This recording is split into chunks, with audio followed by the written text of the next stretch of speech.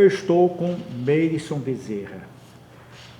Meirson é superintendente, diretor da APEVISA, é isso mesmo? Gerente geral. Gerente geral da APEVISA, Agência Pernambucana de Vigilância Sanitária. E nós vamos falar um pouco sobre cervejas. Está muito em moda agora com esse caso lá da cerveja Belo Horizontina, e sofreu aí, várias pessoas estão contaminadas por um produto que se fala muito, mas que nós temos ainda algumas coisas a esclarecer. Primeiramente, bom dia, Meirson. Bom dia, Ivan. Pela sua experiência dentro da APEVISA, como é que você vê esse caso que está acontecendo em Minas Gerais com relação à cerveja Belo Horizontina? É interessante que esse caso é um caso que está trazendo muita intriga. Como desvendar a questão do dietileno glicol na cerveja, propriamente na latinha, na garrafa, como foi que aconteceu. Esse é um produto usado para refrigeração, para refrigerar. Existe uma linha hoje que é uma linha também investigada pela sabotagem. A empresa tem declarado isso. É uma questão ainda de tempo para saber. E eu, particularmente, entendo que pode ter sido contaminantes. Produtos da matéria-prima, insumos da cerveja, que veio com um contaminante do dietileno glicol. Então, esse pode ser um grande problema produtivo. Pode ser o lúpulo, pode ser... Não, para mim deve ter sido o monoetileno glicol, que ele já faz uso dele. E como ele tem a mesma radical, que é a mesma linha, pode ter sido. O que acontece, né? Não é claro que a cervejaria ela não fabrica os insumos.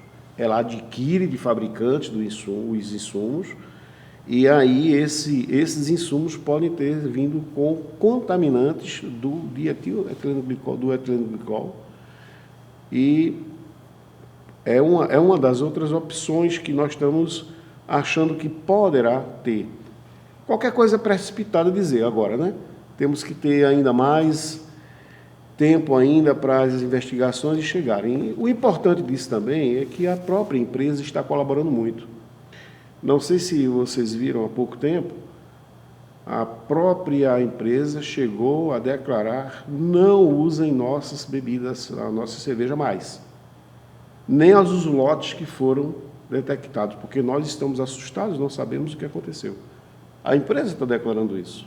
Eu pensei também, pelo que eu vi, pelo consumo exagerado dessa cerveja, será que também não foi um pouco de displicência dos fabricantes? Porque era uma fábrica muito pequena, né? E que de repente ganhou proporções alarmantes, vendendo muita cerveja, não só em Minas, para todo o Brasil. E será que não descuidaram um pouquinho? Porque começaram a culpar, inclusive, concorrentes, daí passaram para sabotagem, e um produto tão perigoso que já levou pessoas a óbito, né? Eu entendo, Evan, que você se livrou de um processo danoso, né, na saúde, verdade, né? É verdade. Poderia ter se contaminado também, né? Até porque se fez um recall de outubro até janeiro. Então, você já estava nessa faixa aí, porque você estava em dezembro lá. Mas, assim, com a sua colocação, de qualquer forma, sendo qualquer motivo, a empresa descumpriu normas de segurança do processo fabril. É verdade. Por quê? As empresas que fabricam alimentos ou qualquer outro tipo de medicamentos, elas têm que aplicar boas práticas de fabricação. E as boas práticas de fabricação é um conjunto de regras que geram segurança ao produto. Se for uma sabotagem, por exemplo, bem que ninguém se livra de ações premeditadas, mas aí todas as empresas têm que ter ações ou prevenções contra a sabotagem. a não ser que seja uma coisa muito estruturada, muito organizada, muito esquematizada, então não tem jeito de se livrar. E a outra situação é que, vamos pensar que houve contaminantes, a empresa é obrigada a fazer análise de controle de qualidade dos insumos que adquirem. Mesmo que ele venha com um laudo do fabricante, olha, tem um 90% de pureza, a responsabilidade é da empresa que fabrica o produto final, tendo esses componentes adquiridos de fabricantes de insumos. Então, isso não é a primeira vez que acontece com o dietileno glicol. Temos assim, em 2007, a Anvisa fez uma nota de alerta no Brasil, porque no Panamá teve um incidente com um xarope para tosse, que tinha o dietileno glicol. E houve óbito e foi observado uma investigação do Ministério da Saúde lá, e resultado disso teve uma repercussão internacional, e a Anvisa fez um alerta para o Sistema Nacional de Vigilância Sanitária, que é uma rede em todos os municípios, em todos os estados que nós participam, entes do sistema, para que se observasse o modo fabril dos medicamentos, se ali estava a possibilidade de contaminantes. Então, muitas vezes o empresário fica muito reticente, às vezes gera até revolta, quando quando tem muitas exigências do seu produto, mas é por isso. Porque parece uma coisa que seria inofensivo, e mesmo o manejo do sistema da produção não tenha detectado a possibilidade de ter um produto contaminante, é obrigação das inspeções estarem lá observando todos os procedimentos que foram executados para chegar ao produto final. E nesse caso da cerveja tem um componente muito interessante, que é bom até esclarecer para as pessoas entenderem. Quem inspeciona realmente uma empresa de fabricação de cerveja é o MAPA, o Ministério da Agricultura. Não é a Vigilância Sanitária. Mas a Vigilância Sanitária inspeciona quando ele está no mercado, no comércio. Então, se juntou nesse episódio, se juntaram esses dois entes, o Ministério da Agricultura e a Anvisa, para se sair daí os maiores cuidados para que isso não tenha uma abrangência maior. E o que é que nós temos que fazer? Suspender. Então, saiu há pouco tempo uma resolução da Anvisa mandando recolher em todo o território nacional os lotes que estavam contaminados. E agora, mais recentemente, saiu mais uma nota pedindo para recolher todos, desde outubro até janeiro, para que tenha-se cautela com os produtos. E a própria empresa, como eu já falei, pediu para que as pessoas não façam mais uso da bebida. Por quê? Porque ela também fabrica uma outra chamada capixaba, você sabia? Não. É interessante. Como essa empresa teve um know-how, um bom know-how da indústria da cervejaria, ela também fez outros rótulos. Então, a capixaba, muito usada lá em Espírito Santo, ela também fabricava lá. E ela pediu para que as pessoas não consumissem mais essa cerveja, mesmo a capixaba, que não tem relatos de nenhum problema, como cautela. E, nesse aspecto, nós entendemos que a empresa está cooperando bem e está numa demonstração de que ela realmente está assustada com o enigma do acontecido. Aqui em Pernambuco, como anda essa produção de cerveja, e esse produto, ele é muito utilizado aqui pelas cervejarias? As informações, Ivan, que nós temos é que o dietil glicol não é utilizado em cervejarias artesanais. Em grandes cervejarias, em grandes fabricações, e de uma forma que ela é utilizado sem possibilidade de contaminantes, de contaminação. Mas aí nos assusta hoje esse tipo de cerveja, porque se você entrar na internet, estão explicando como fazer cerveja usando até um aspirador de pó. Uma engenhoca formada que, depois que o youtuber demonstra, ele diz: esta é a minha cerveja, e mostra um rótulo convidativo e bacaninho o rótulo. Então, gera risco, porque as cervejas artesanais, elas têm que ter, mesmo que sejam artesanais, tem que ter uma característica industrial com as seguranças e a regulação de órgão, como a PEVISA, aliás, a Anvisa e o Ministério da Agricultura. De uma certa forma, nós devemos ficar cercados de que aquele produto é idôneo.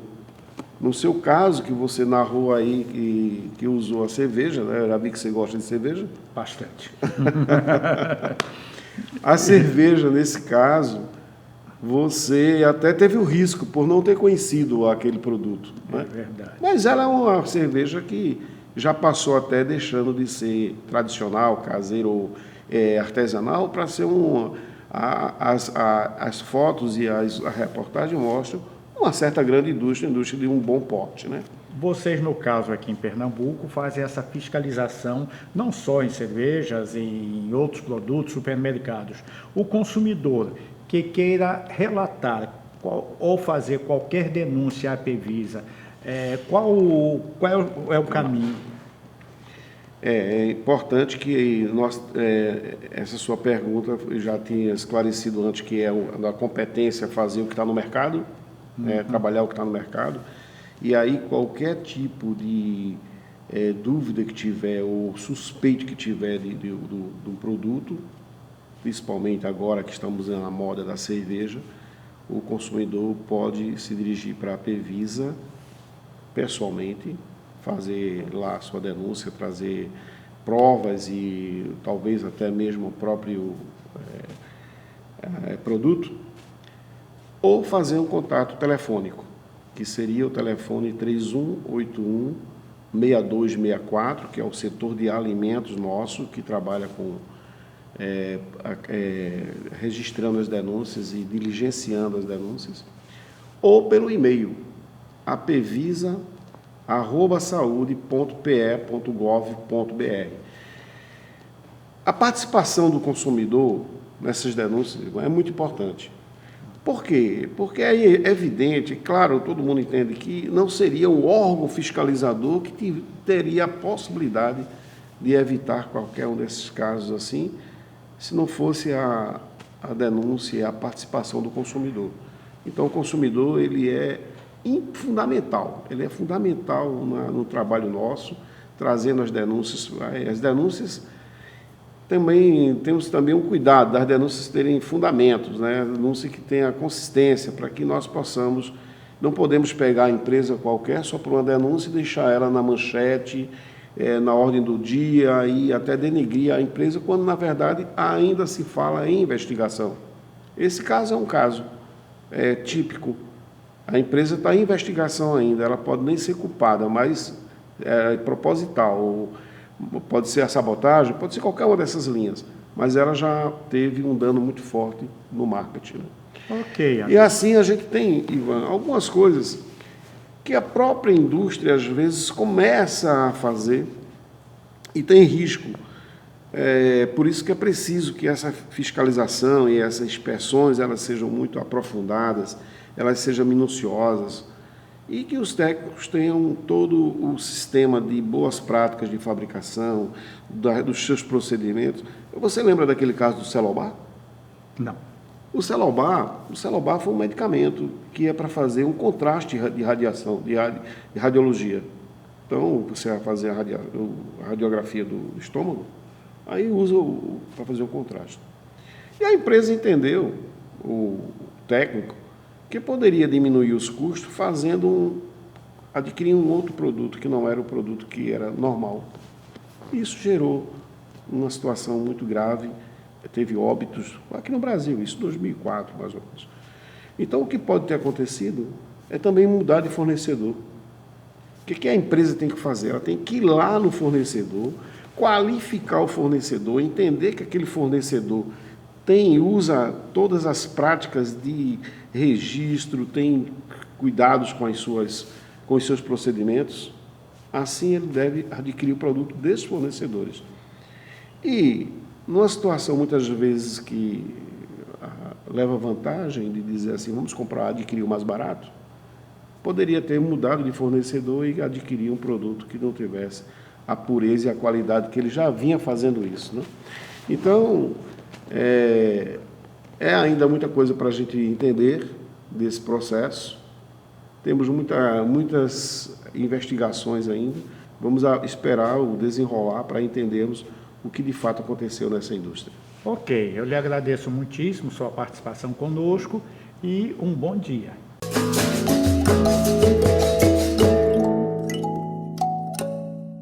Pernambuco do frevo, do maracatu, do forró. Pernambuco de sua cozinha rica e saborosa. Pernambuco de tantos ritmos e sabores. Entre eles, destaca-se o bolo de rolo. E aqui, ele tem nome: Bolo de Rolo Tradição.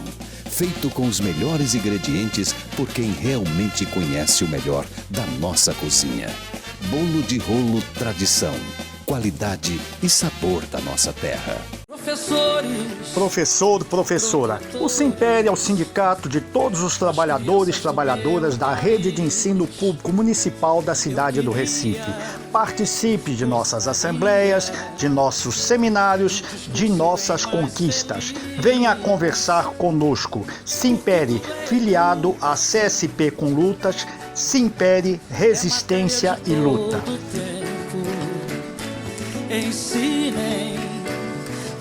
Bom dia, eu sou Edjane Quirino, esteticista. Recentemente fizemos um curso na Alemanha, trazendo da cidade de Hannover tecnologias inovadoras da criolipólise.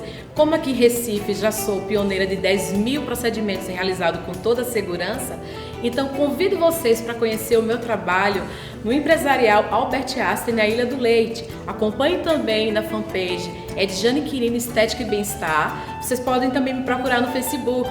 Estarei à disposição para qualquer esclarecimento. Muito obrigada, tenha um bom dia.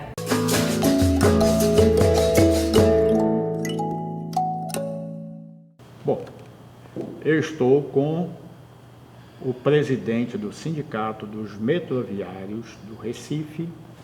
É do Recife ou é de Pernambuco, Adalberto? É Metroviário de Pernambuco. De Pernambuco, né? Porque tem Camaragibe. Camaragibe, Cabo, Jabotão. Então eu continuo apresentando, que é o Adalberto, esse amigo nosso, e nós vamos conversar sobre algo que é muito importante que você saiba. É o sucateamento do metrô do Recife. Eu pergunto a você, a quem interessa esse sucateamento? A quem interessa esse sucateamento? A quem tem a visão privatista, né? Interessa a privatização, né? Interessa aí aos empresários, até porque nós temos que ter consciência de uma coisa, né? Inclusive foram as palavras do governador aqui do estado, que do jeito que está, nem iniciativa privada quer, né? O que é que os caras vão fazer? Os caras vão pegar muito dinheiro público, vão melhorar o sistema e depois vão passar de graça para a iniciativa privada. Isso é a lógica dos camaradas. Sucateia, deixa em estado de degradação total, coloca a população contra para implementar o projeto de privatização. Que o bom é o serviço privado, o serviço público não vale nada. Exatamente. Depois que coloca a população contra, aí vem aquela velha lógica. Eu vou ter que investir para melhorar, porque senão eu não vendo, né? Na Bahia fizeram isso, estão fazendo, né? Venderam e agora estão subsidiando, né? Não, mas primeiro a lógica é vice-vão. Por incrível que pareça, a lógica dos caras é ele fazer o sistema ficar bom, o sistema ficar dentro daquelas condições que o camarada que pegue não precise mais fazer investimento. Ele vai só lucrar. Isso ficou bem claro nas privatizações que foram feitas aqui, principalmente da rede ferroviária, a antiga rede ferroviária, que eles investiram bastante. O metrô do Rio investiu bastante lá. Então, a gente vê que depois de quase 20 anos, aí é lógico que o desgaste veio natural, porque a empresa que assumiu, ela não fez os investimentos que prometeu. Nós temos um exemplo claro agora que é um absurdo, que é a privatização lá em Salvador. O governo levou quase 10 anos, gastou 3,6 bilhões para construir um sistema moderno lá em Salvador, um sistema que atende só aquela parte mais rica da população, com apenas 26 quilômetros de extensão, e privatizou. De que forma? Privatizou dando um subsídio de 504 milhões por ano. Aí, veja a lógica da coisa. Veja a lógica da coisa.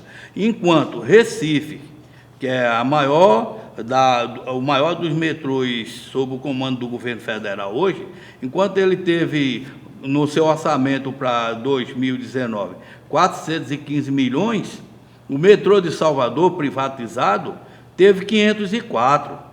Que lógica é essa? Um metrô que foi privatizado, que o governo vendeu, dizendo que a iniciativa privada ia fazer os investimentos necessários e que ia desonerar a máquina pública, mas continua botando mais dinheiro do que bota no metrô, que é totalmente público. Então, é essa a lógica da privatização. Agora, Adalberto, vocês, como trabalhadores do metrô, como é que vocês tentam colocar isso e mostrar isso para a população? Ora, nós temos feito ultimamente alguns movimentos, um café da manhã com o usuário, distribuição de panfleto com o usuário. Nós temos tentado chegar até as associações de moradores. Para isso, nós criamos um comitê em defesa do metrô. Inclusive, é muito importante, né? Porque várias pessoas estão se envolvendo, né? Isso, nós temos hoje cerca de 39 entidades de diversos segmentos da sociedade que estão nos apoiando nisso. Esse comitê, por exemplo, eu sou usuário do metrô, sou pessoa física, né? Eu posso chegar para participar, posso procurar o sindicato. Você acha que é importante a participação da população? Olha, Ivan, não só pode, como deve. O sindicato ele está de portas abertas para receber todos aqueles que estiverem dispostos a se engajar nessa luta por um metrô público, por um metrô com qualidade e com a tarifa social. Porque você veja uma coisa, hoje as tarifas são altíssimas, né? E o serviço é o pior possível, né? Além do risco na segurança, né? Com certeza. Essa é uma luta tremenda nossa, é uma luta, essa questão da segurança, nós, do sindicato, nós travamos uma luta com a empresa, isso quase que diariamente, cobrando melhoria na segurança, não só para os nossos funcionários, mas para o usuário, para que o usuário tenha tranquilidade, mas que os trabalhadores possam trabalhar, porque são trabalhadores ameaçados todos os dias, são trabalhadores xingados, como se eles fossem o responsável pelo sucateamento. Que palavras você manda para a população nesse momento de tanta dificuldade com o sistema metroviário, mas também com a questão de uma futura privatização? Dizer para o pessoal que o pessoal não se iluda, que o pessoal não vá nesse oba-oba, que privatização é a melhor coisa, que privatização vai melhorar o sistema. Não vai. Isso que já está acontecendo aí, esse aumento das tarifas de forma absurda que foi feita aí nos últimos anos, isso já é uma preparação para uma privatização. A privatização ela ficou bem clara nos locais onde elas ocorreram, que ela só faz encarecer o sistema, ela não faz melhorias, ela continua esperando que o governo faça os investimentos dos quais ela se comprometeu a fazer. E que o Rio de Janeiro é um exemplo disso, que é o metrô que nós temos privatizado já há mais tempo, São Paulo e Salvador. O governo continua subsidiando, o governo continua bancando e os investimentos não são feitos de acordo, se comprometeram. Ok, muito obrigado, Adalberto. Bom dia. Bom dia, camarada.